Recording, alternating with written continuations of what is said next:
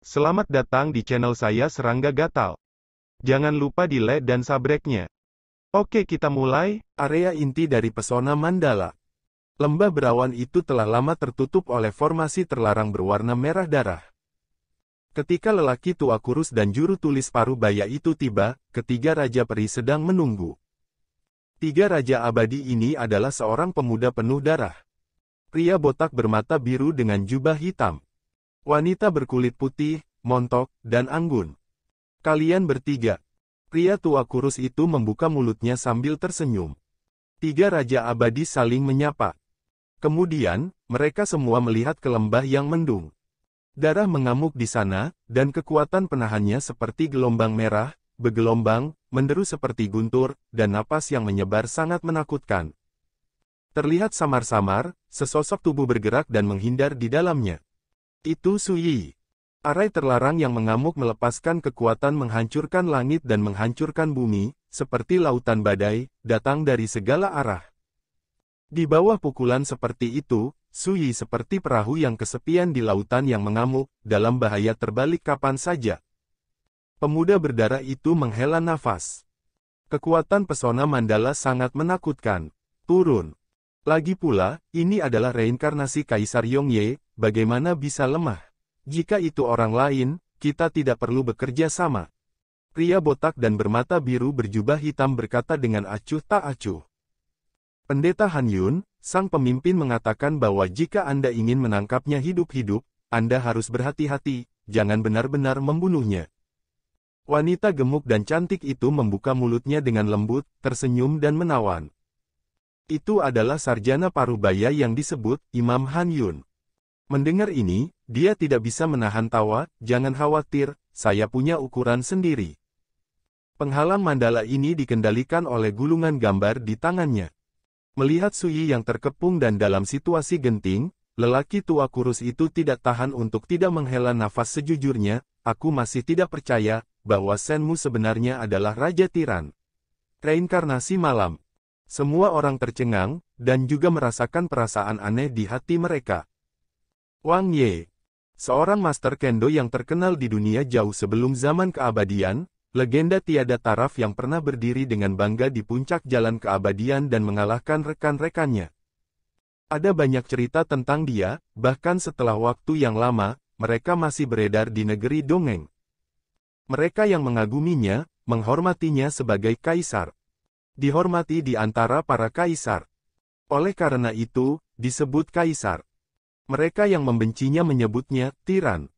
Alasannya adalah bahwa dalam tahun-tahun panjang hidupku, dia membantai sejumlah besar musuh yang tidak diketahui, menyebabkan badai berdarah yang tidak diketahui jumlahnya, dan gemetar di dunia-dunia peri. Tapi sekarang dia tidak ada bedanya dengan domba yang akan disembelih, bukan? Pemuda berambut darah itu terkekeh. Tiba-tiba, yang lain tertawa.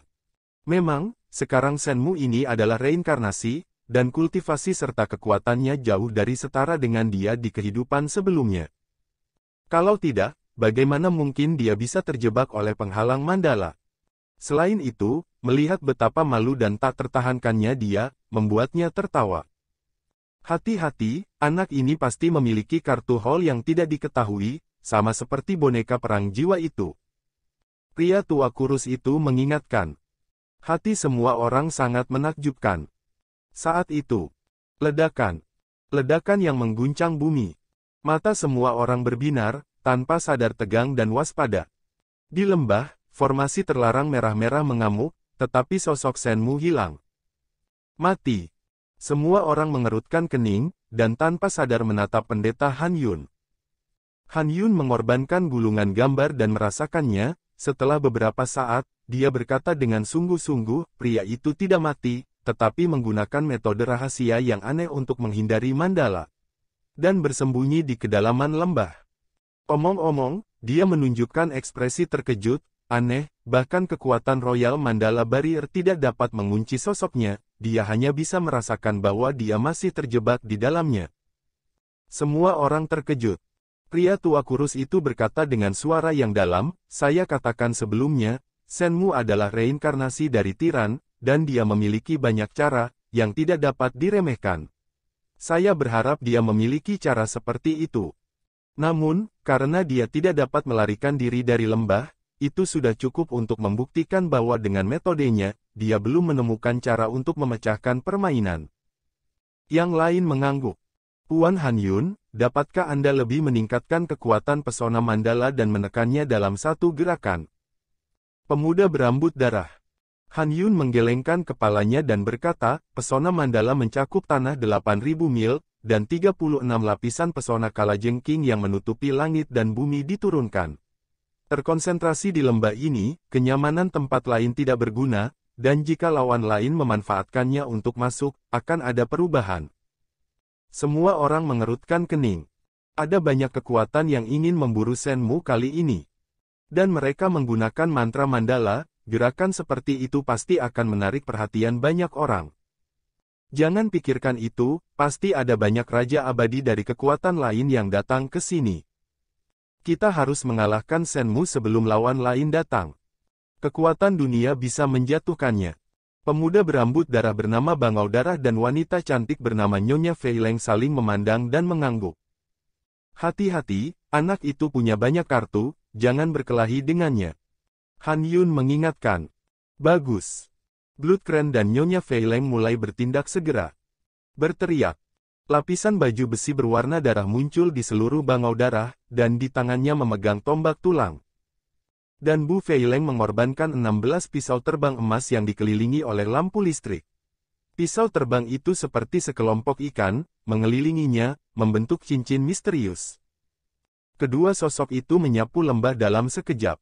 Kami juga siap merespons. Begitu sesuatu terjadi, kami akan melakukan yang terbaik. Pria tua kurus itu memerintahkan dengan suara berat. Bagus. Hanyun dan pria berjubah hitam itu mengangguk. Tapi segera, wajah Hanyun sedikit berubah dan berkata, tidak. Kalau begitu Shenmu tidak tahu apa artinya digunakan untuk membuat penghalang mandala menderita. Di tangannya, gulungan gambar itu bergetar, dan dia tidak bisa lagi melihat pemandangan di lembah itu. Pria tua kurus dan pria berbaju hitam itu merasa gugup, tidak ada yang menyangka bahwa kecelakaan akan terjadi begitu cepat sehingga mereka lengah. Cepat, ingatkan Bangau Darah untuk kembali. Pria tua kurus itu memberi perintah tanpa ragu-ragu. Hilang, kekuatan penghalang mandala sedang terpengaruh. Tidak ada yang tahu apa yang terjadi di lembah sekarang. Wajah Hanyun muram, namun, aku yakin jika Suehe dan yang lainnya merasakan bahaya, mereka akan kembali secepat mungkin. Pria tua kurus dan pria berjubah hitam itu mengangguk. Meskipun penghalang mandala terkena, itu belum rusak. Saat ini, satu-satunya hal yang harus mereka lakukan adalah menunggu. Ledakan. Kekuatan pesona merah mengaum dan mengaum, menutupi langit dan matahari. Sial, ada apa? Wajah cantik Nyonya Feileng suram dan dia benar-benar waspada. Segera setelah memasuki lembah ini, kekuatan penghalang mandala tiba-tiba menjadi kacau dan ganas, yang mempengaruhi dirinya dan Hanyun, dan harus menghindar. Tetapi ketika dia berdiri teguh, Nyonya Feileng tiba-tiba menemukan bahwa meskipun kekuatan penghalang mandala tidak lagi menyerangnya, dia kehilangan jejak Bangau Darah. Yang paling membuat hati Nyonya Feileng terasa berat adalah lembah ini diselimuti oleh kekuatan sihir merah di mana-mana, yang sangat mengganggu kesadarannya. Seluruh potret itu tiba-tiba jatuh ke dunia yang berkabut, apalagi menemukan orang, bahkan tenggara dan barat laut tidak dapat membedakannya. Naik. Nyonya Feileng mengorbankan lentera istana berlapis oktagonal, dan cahayanya keemasan, menerangi area dalam jarak 100 kaki. Pada titik ini, Feileng merasa sangat tenang. Lentera istana ini disebut Lentera Tianli Baibu, dan di area yang diterangi oleh lentera, tidak peduli siapa yang mendekat, dia akan segera diperhatikan olehnya. Selanjutnya, Bu Feileng beraksi di lembah yang ditutupi oleh penghalang mandala. Area lembah lainnya. Wajah Suehe muram, dan dia mengepalkan tombak tulang, sepenuhnya waspada. Dia juga merasakan sesuatu yang buruk, dan menyimpulkan bahwa kekuatan mandala barrier sedang terpengaruh. Saat ini, tidak mungkin untuk mengandalkan barrier ini untuk membantunya. Apakah Anda ingin mencari jalan keluar terlebih dahulu, atau terus mencari tempat persembunyian Shenmu? Bang Bangau itu tampak tidak yakin. Meskipun dia adalah raja abadi teratas di tahap awal negeri ajaib, beraninya dia meremehkan lawan ini. Tapi jika dia dievakuasi seperti ini, dia akan terlalu tidak berguna. Nah, daripada mengambil risiko, lebih baik memastikan keselamatan Anda sendiri terlebih dahulu. Suehe menarik napas dalam-dalam dan membuat keputusan. Dibandingkan dengan keselamatan hidup, apa yang tidak berguna? Yang membuatnya cemberut adalah lembah ini ditutupi oleh kekuatan mantra mandala, dan ada pemandangan gelombang merah di mana-mana, dan tidak mungkin membedakan timur, barat, utara, dan barat. Seluruh dunia tampak kacau dan terbalik, dan bahkan kesadaran telah terpengaruh secara serius. Bloodcrane bukanlah orang yang bisa duduk diam. Dia mundur ke satu arah.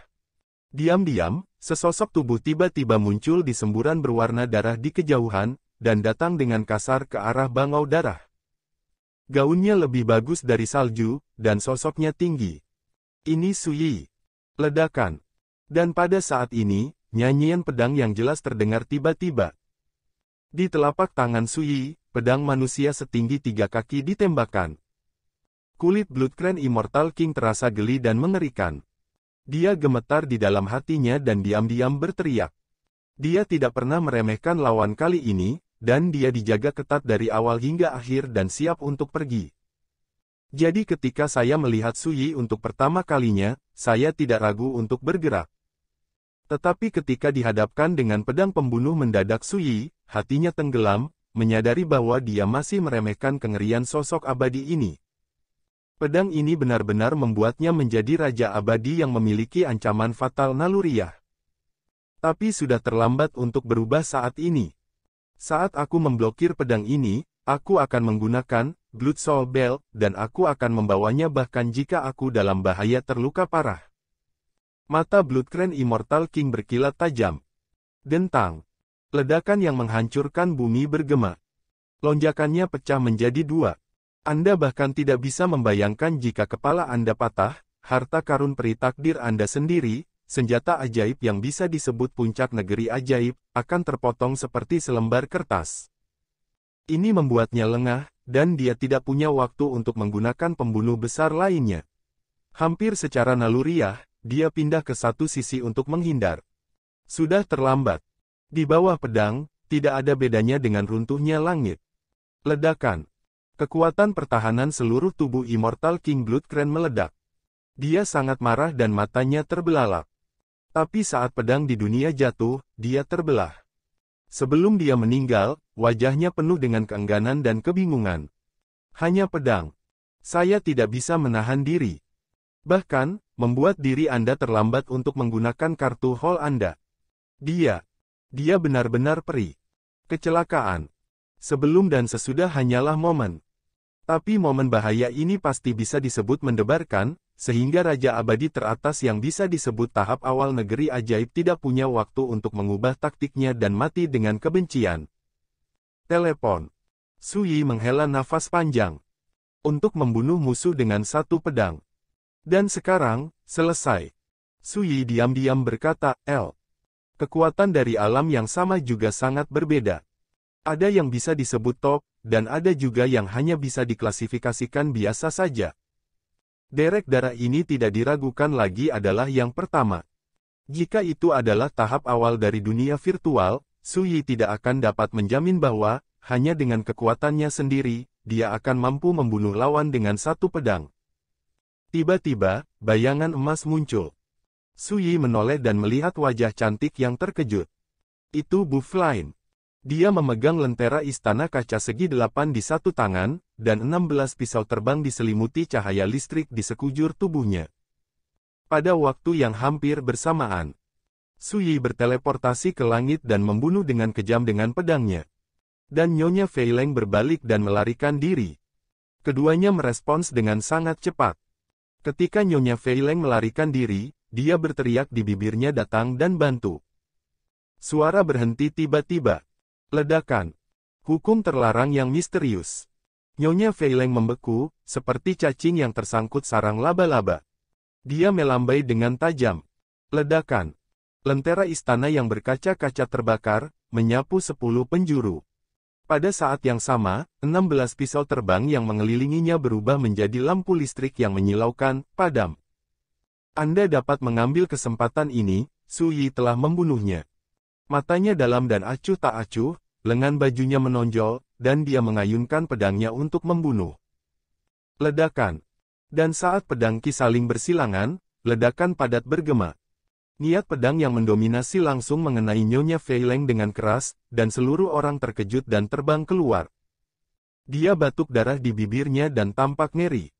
Apakah ini kekuatan yang dimiliki peri? Perhatikan bahwa dia adalah Raja Peri di panggung tengah negeri ajaib. Sebelum dia sempat memikirkannya, Su Yi telah datang lagi. Ledakan. Hujan pedang turun dari langit, dan cahaya pedang menyilaukan. Energi pedang yang terkandung dalam energi pedang itu adalah niat bertarung dan niat membunuh tertinggi Su Yi, dan energi pembunuh mengerikan yang meledak dengan seluruh kekuatannya. Dia terlihat seperti dewa pedang. Nyonya Fei Leng menggertakkan giginya dengan tajam, matanya mengeluarkan darah, dan dia melakukan teknik rahasia terlarang yang akan merusak jalannya sendiri. Menyangkal mengacu pada kematian. Ini seperti matahari berdarah yang meledak dengan cahaya tak terbatas. Hujan pedang yang dipotong Su Yi sebenarnya dibakar dan dilebur. Tapi bukannya mundur, Su Yi maju dan membunuhnya. Nyonya Fei Leng mendorong lentera istana untuk bertarung dengan seluruh kekuatannya, tetapi dia benar-benar memblokir serangan Tunku Tianmen. Pedang itu seperti pelangi putih yang menyinari matahari. Lentera istana yang berkaca-kaca menjerit. Su Yi memanfaatkan situasi untuk menyerang, mengayunkan pedangnya, menghancurkan Nyonya Fei Leng dalam satu gerakan. Jangan bunuh aku. Nyonya Fei Leng berteriak, saya bisa menjadi sandera, Anda mengancam hidup saya, cukup untuk melarikan diri dari penghalang Mandala. Suara itu masih bergema, Su Yi mengangkat pedangnya dan jatuh. Nih, Fei Leng meninggal mendadak di tempat. Saya lupa bilang, saya datang ke sini atas inisiatif saya sendiri. Jika saya ingin pergi, mengapa saya perlu bantuan orang lain? Su Yi berbisik, matanya penuh sarkasme. Perangkap yang dipasang dengan hati-hati oleh musuh, jika digunakan dengan benar, sebenarnya dapat memanfaatkan kesempatan ini untuk membunuh musuh. Raja-raja abadi dari Sekte Dewa yang luar biasa ini mengira mereka punya rencana, bagaimana mereka bisa berpikir bahwa Su Yi dengan sengaja mempertaruhkan dirinya sejak awal. Tentu saja, ini berbahaya. Jika itu orang lain, mereka akan hancur sejak lama. Su Yi menarik napas panjang. Padanya, gulungan kulit binatang emas bersinar dengan kilau samar dan indah, yang menangkal dan melarutkan kekuatan pesona Mandala. Itu adalah kulit binatang dari binatang peri Taijing, binatang Yun Smingkong. Ini adalah harta Taijing yang ditinggalkan oleh Luo Changning selama periode Taijing. Ini berisi misteri menjadi dewa. Kekuatan asli dari harta ini hampir habis, tetapi keilahian masih ada, dan itu cukup untuk menahan pemboman kekuatan pesona Mandala. Saat ini, musuh di luar takut bahwa mereka telah menyadari pergerakan tempat ini, dan tidak cocok untuk tinggal lebih lama lagi. Tanpa penundaan lebih lanjut, Su Yi menyingkirkan pedang di dunia dan tungku untuk memperbaiki langit, mengumpulkan rampasan, lalu berbalik dan menghilang. Ada pertempuran yang terjadi di lembah itu. Apakah Anda mendengar itu? Nyonya Fei Leng meminta bantuan. Bagaimana kalau kita pergi ke lembah? Tidak. Di luar lembah, lelaki tua kurus, Han Yun dan lelaki berjubah hitam semuanya tampak murung. Kekuatan Mandala yang menutupi lembah terpengaruh, sehingga mereka tidak bisa melihat pemandangan di lembah dengan jelas. Tapi di masa lalu, mereka semua dengan jelas merasakan fluktuasi pertempuran dan teriakan minta tolong nih. Fei Leng. Itu membuat mereka semua sadar ada yang tidak beres. Mungkinkah kita menyaksikan Blood Crane dan Mrs. Fei Leng dalam kesusahan?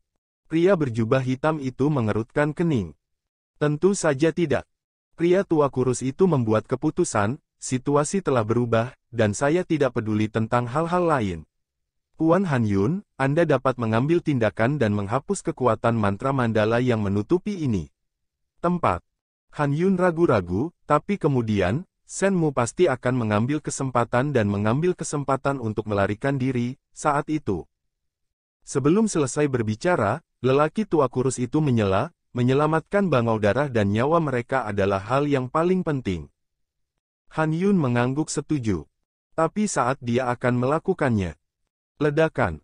Di lembah, sesosok jatuh, berdarah di mana-mana. Perhatikan baik-baik, itu adalah bangau darah. Dia tampak menyedihkan, tubuhnya rusak parah, dia berguling ke tanah, dan dia tidak bisa bangun. Cepat, selamatkan orang. Bangau darah menjerit. Han Yun dan yang lainnya terkejut, dan wajah mereka sangat berubah. Benar saja, Suehe dan Nyonya Feileng tidak pandai dalam magang dan menderita pukulan dari lawan mereka. Pria berjubah hitam adalah orang pertama yang bergegas, mengangkat bangau darah, dan berkata, "Ayo, ceritakan apa yang terjadi di lembah, Nyonya Feileng." Saat dia mengatakan ini, suaranya tiba-tiba berhenti. Selanjutnya, lehernya terpelintir dan terdengar suara tulang patah. Di bidang penglihatannya, dia melihat bahwa orang yang mematahkan lehernya adalah seekor bangau darah yang diangkat olehnya. Segera, ledakan.